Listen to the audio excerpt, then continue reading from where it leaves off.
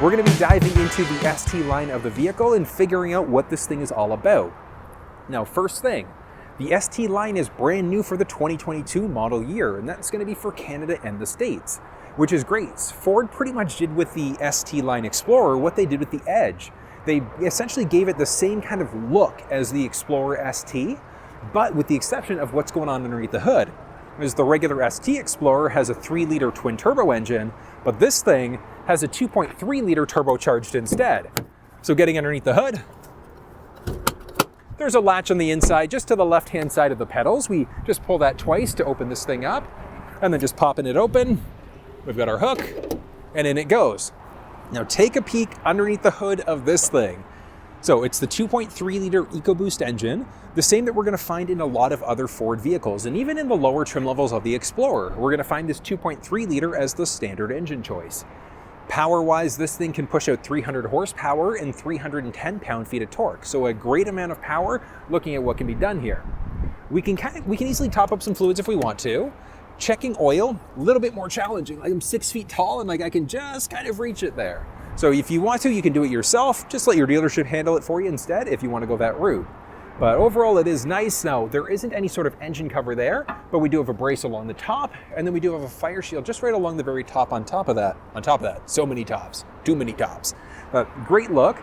Now, taking a look in order to change out the light bulbs inside of this thing, it's a little bit more challenging to do.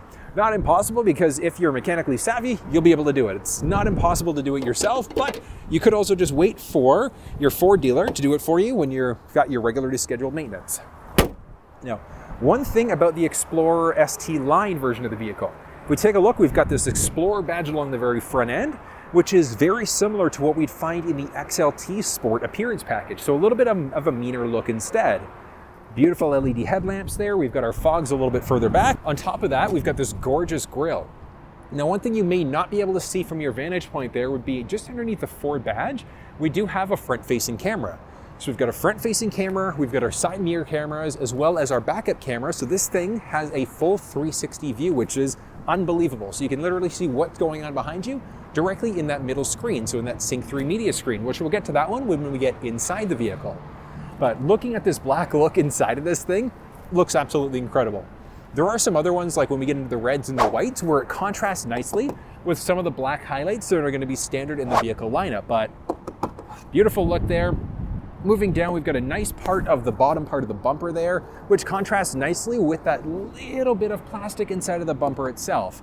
Like I said, as we get into whites and a few other colors, that really pops a bit more, is even more pronounced. We do have 20-inch tires. So the 20-inch tires are going to be the only available tire choice for the ST version of the vehicle, the ST line, I should say, because the regular ST has the options for 21-inch tires instead, versus ST line, strictly 20s. And which means that we've only got that single style rim, but you could always do something aftermarket. You could hydro dip these things to give yourself a little bit more of a different look. We do have our ST badge along the side, and then our beautiful body moldings and things like that. Now, one other thing, if we look along the very bottom of that side molding, we've got an Explorer badge there, and then we've got a nice painted part along the middle as well. So it just kind of makes it pop that little bit more. Now, typical Ford styling. Along the driver's side door, we've got that 5-digit number there, so we enter in a 5-digit number in order to be able to get into the vehicle if we don't have our key fob on us. But one of the great things about this little thing is that we can also press the bottom buttons to lock out. With intelligent access, we can also slide our hand in order to be able to unlock the door on top of that, which is amazing. Now, before we hop inside, one thing to point out about the gas. Regular 87 fuel is all you need to use inside of this thing. And that's the entire Ford lineup is regular 87 gas, with the exception of the Shelby 500. They recommend a premium fuel for that thing. But if we look at the horsepower and the torque specs inside of these things, it is achieved using a premium fuel. So you don't have to use one. There have been a lot of people commenting saying they're getting good results using an 89 instead. So if you're on a tight budget, 87 is fine. That's the minimum manufacturer's recommendation. You can go your 89, 91, whatever the case may be. Take a peek and look down on the door there. So that's something that's unique to the Explorer ST and the ST line. We've got this gorgeous red stitching made all throughout the leather, which I think makes it look really, really sharp, and it does pop nicely. We've got these gorgeous silver highlights. It's crazy windy right now. We've got these gorgeous metallic highlights along the door, and we've got our Bang Olufsen badge there. So the Explorer ST line, so this thing does have the upgraded 12-speaker Bang & Olufsen. When we get inside the vehicle, I'll let you listen to what that sounds like, but it is absolutely incredible the sound inside of this thing. We've got our basic window button controls, we've got our side view mirror control, we've got like a little bit of a glossy finish right along the side of the door there, and that kind of marries through and carries through a good part of the vehicle, which I'll show you as we get inside. But as we start to drop down, we do also have some storage along both the driver and the passenger seat.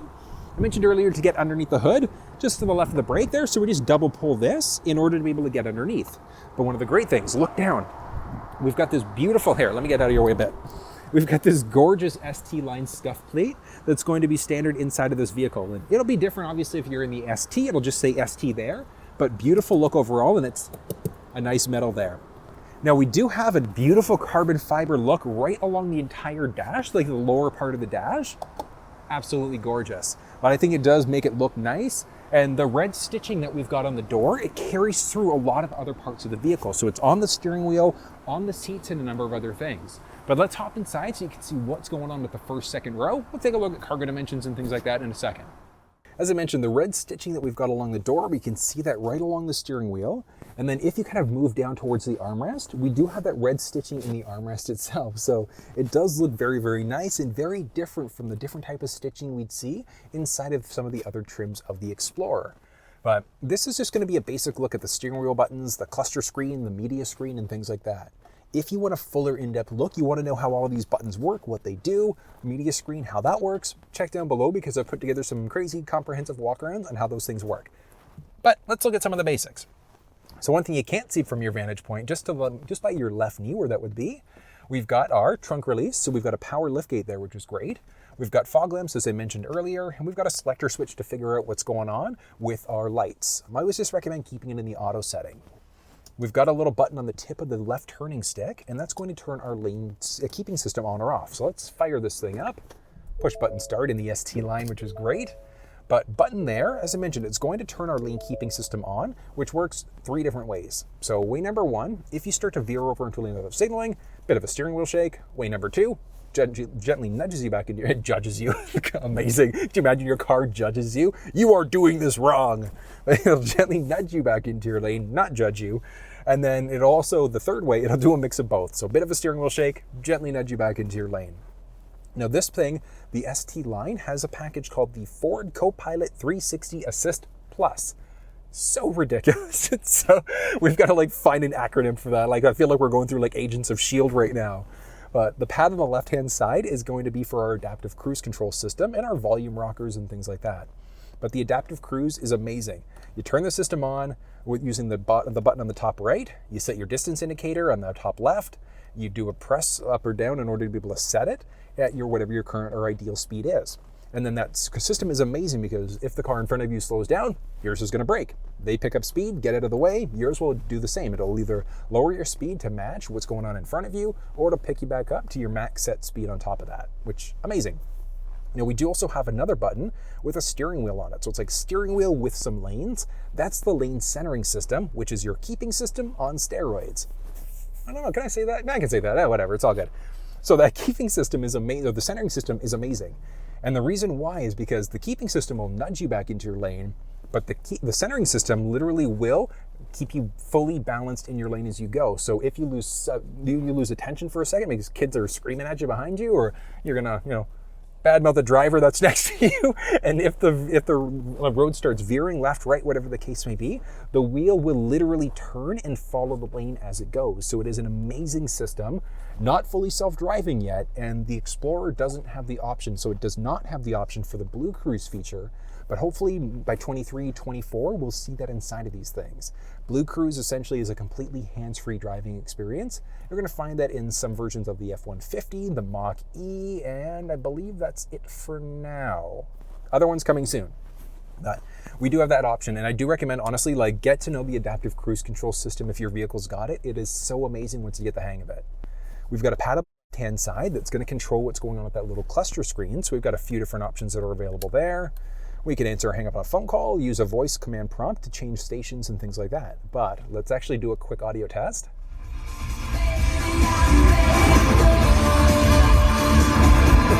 This thing is so good. It's so good. And that wasn't even the full sound inside of it. So tons of different options. Sounds absolutely incredible. Like I said, that's the upgraded 12-speaker Bang Olufsen sound system inside of this thing. Now, one thing, I don't know if you're going to be able to see the details in the video there, but we've got that carbon fiber look right by it's on the lower part of the dash, and it looks absolutely beautiful. But listen to this.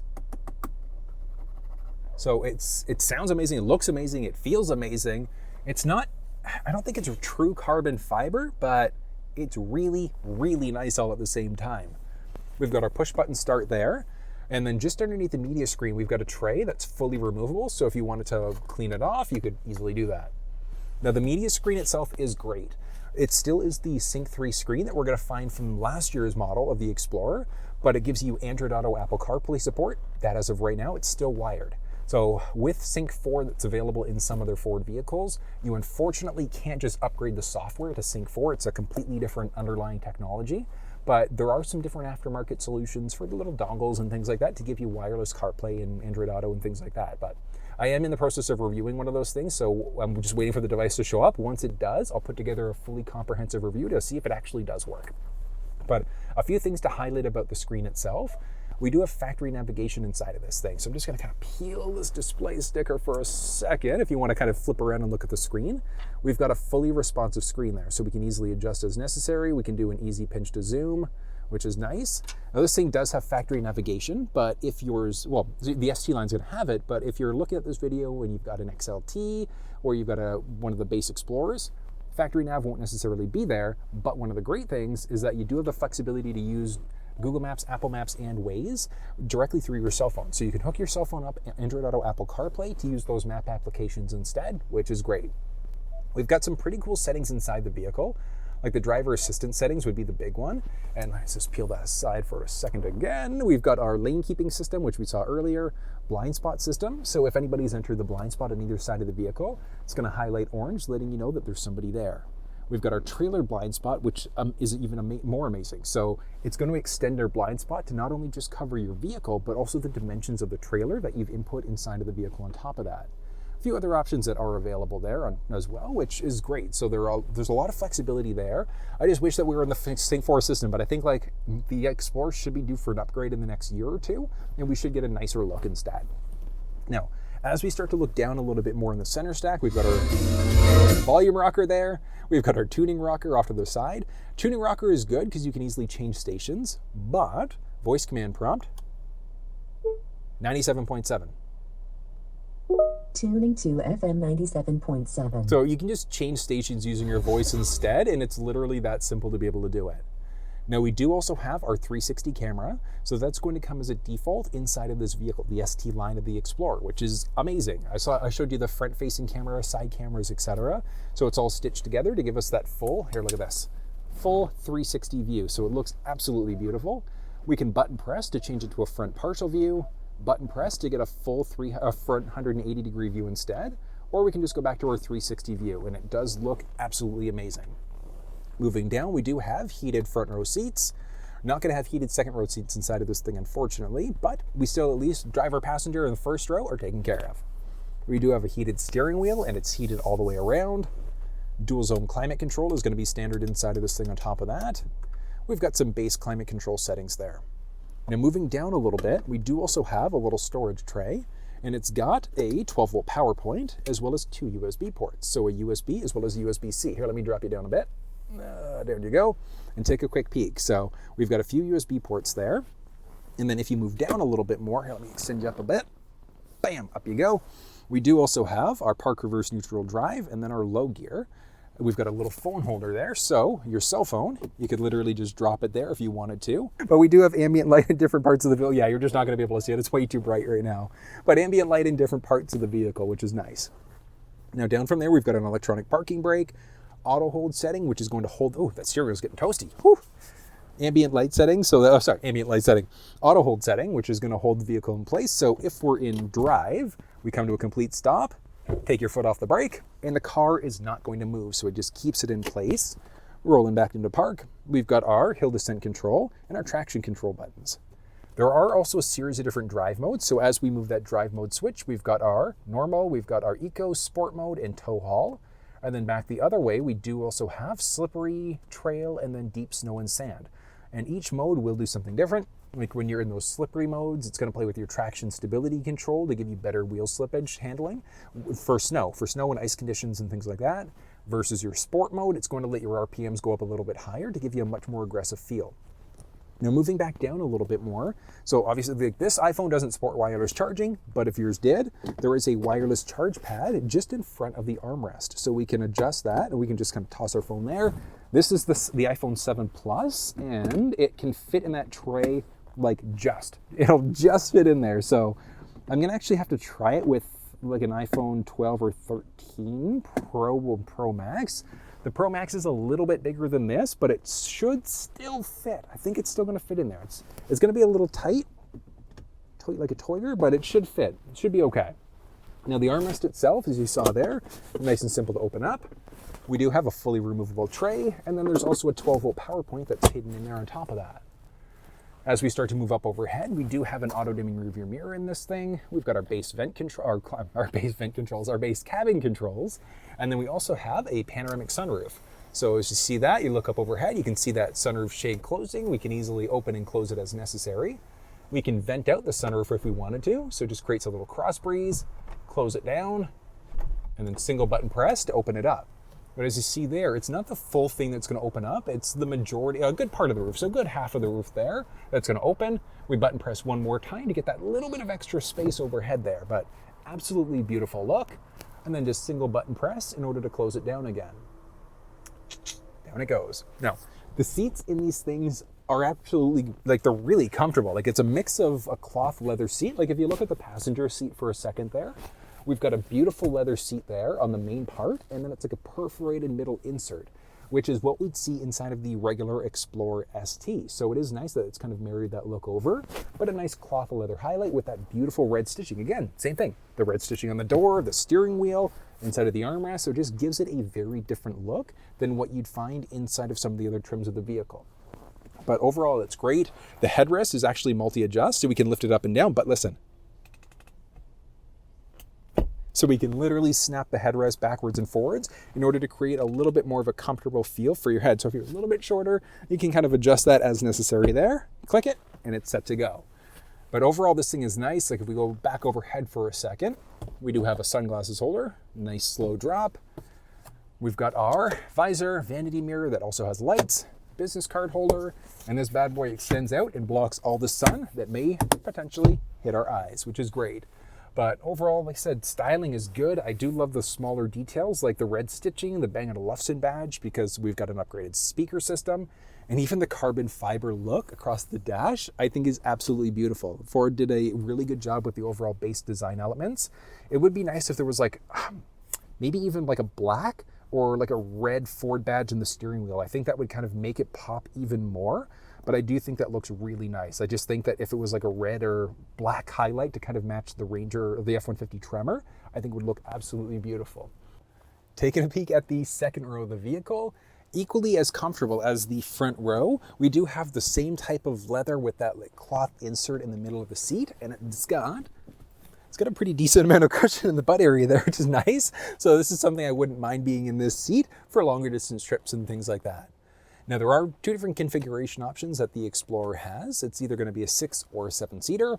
If you look down, we are in the 6-seat configuration, and we can see that because we've got no bench seat. We've got no middle seat there. So if we had the middle seat, obviously we would have the seat there, and it's a little bit more challenging to pass through to the back. Not impossible, because the seats also can fold forward very easily. So if we look just behind the by the headrest, I should say, of the driver passenger seat, we've got a little lever there, so we can literally pull that, slide the seat forward in order to be able to get into the second row, or the third row, I should say. So we can easily do that if we need to. But even looking at third row spacing, this is actually not too shabby. I'm 6 feet tall. Let's pull this thing back a bit. Okay, so I'm 6 feet tall with the seat pretty much all the way back. I still have an okay amount of knee space, not a ton, but a decent amount. My foot space is okay. Up overhead, I've got almost 3.5 inches of head space, 3.5, almost 4 inches of space there, which is great. There's a little cabin control light along the top and our basic vent control on top of that. But this is nice. Now, the seats themselves in the third row, not quite as comfy as the second row seats. It's still nice, just not quite as comfortable. But I mean, there are tethers and anchors and things like that in the third row and the second row. So if you've got kid seats, you could toss them in the third row if you wanted to. And they'll, you just save the second row seats for kids for a little bit more comfort. But we do have a few cup holders in the third row. There's a little bit of storage space there on top of that and some tie-down hooks and things like that. One of the great things, because this thing doesn't have the bench, we can easily get back into the other row. Hello. I say easily as I struggle. I struggle because the camera's right there, but the struggle usually isn't that bad when the camera's not sitting in the middle. But overall, like I said, styling is great. The ambient light you can actually see now, which is good. So if we look along the door handle there, you might just be able to make it out. We've got that ice blue, and we do have a series of different colors available, which is amazing. Behind the driver passenger seat, we also do have a few pockets there. We've got some fan controls in the back. We've got our base control, so we can have it go to a windshield face feet, things like that. There are a few different power points. So we've got a USB, USB-C, as well as a 12-volt power point. And then moving down a bit from that, we've got a few cup holders that'll drop down, which is great. Because we don't have the bench seat, we don't have cup holders that would be in the middle of the seat there. So we do have some cup holders there instead, which is amazing.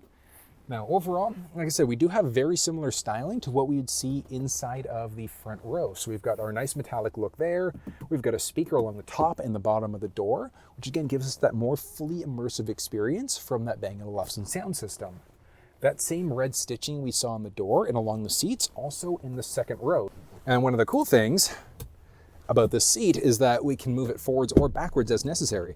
So driver's seat set up for somebody who's 6 feet tall, and like with the seat all the way forward, I have just enough room. Like my knees are touching, feet are there, but there's way more space for people in that third row instead. So if you've got gear and things like that, you can easily adjust as necessary, which I think is great. But moving that seat back, it'd typically be like here-ish. And then we do have a lever along the side. So along both the driver passenger side and the second row, we do have a lever in order to be able to fold the seat forward. So let me show you that. We can easily fold the seat down by doing that. So it is a very simple process there, but the same one that we would pull in order to fold this seat down, we can go the other way with it. So we can pull that up and then we can literally go backwards a little bit to give the seat a little bit of a recline. And then with the seat recline, I'm about 3 inches of headspace. Oh, maybe even more. I don't know, I'd say about 3 inches of headspace roughly there. So it is nice to know there is a decent amount of space in the back of this vehicle. But like I said, overall styling is great. We've got cup holders there. So along the door itself, we do have cup holders a bit further down, and we do also have the ambient light along the side. We pop this door open, ambient light along the door itself. You probably won't be able to see it from your vantage point, but we've got ambient light in a few nice places, which just give it a nice glow as we go, which I think is a pretty nice touch. Up overhead, we've got some base vent controls. We do have some cabin control lights and then a little hook. And along the driver passenger side, we've got our holy crap handle on top of that. So it's definitely a nice thing. Now this is the same 2.3 liter engine we're gonna find in a number of the Explorer vehicles in the Explorer lineup. You will also find that 2.3 liter, a modified version of it anyways, inside of the Mustang as well, I believe, as the, what's the other 2.3? The Ranger. So a few different Ford vehicles that feature this engine. It's pretty powerful as well, like 300 horses, 310 pound-feet of torque, so it definitely does not disappoint. Where the big line is like between the ST, obviously, versus the ST line of the vehicle, with the ST line having the smaller 2.3 liter engine. But, okay, so this thing isn't broken in yet, but we'll give it a little bit of gas. That's a good amount of power. That's a respectable amount of power. Like, realistically, if you're looking for something more powerful, you've always got the regular ST instead. And that's pretty much where you're maxing out on the Ford lineup for a vehicle this size. It's going to be in the Explorer ST, so that 3 liter twin turbo, Explorer ST, the Explorer King Ranch, and then the Explorer Platinum. The King Ranch is a US exclusive trim, but the other ones are available both in Canada and the US. So which way you go is going to depend on what you like, but we're going to max out in those ones. Slightly different horsepower and torque, but if you're looking for something a teeny bit more powerful and you want to stay in that Ford Lincoln family, you can look at the Lincoln Aviator, specifically the Grand Touring trim level. So you've got the Grand Touring and then the Black Label Grand Touring, which gives you even more power in comparisons. Like I think 494 horsepower, like 630 pound-feet of torque. So it just like absolutely crushes and just completely dominates the regular 3-liter twin turbo engine. So if you want more power, that's the way you're going. But like I said, this 2.3 liter is still a respectable amount of power, which is nice. Definitely nice thing. That yellow Mustang, that grabber yellow, I'm starting to like that more and more. The more I see it, I'm like, okay, I think that's interesting. It's funny, the 2022 Mustang, I believe it's got the grabber purple now. So if you're a big fan of purple, you'll be able to, I'm pretty sure that's a new color in the 22 Mustang. But let's give this thing some gas.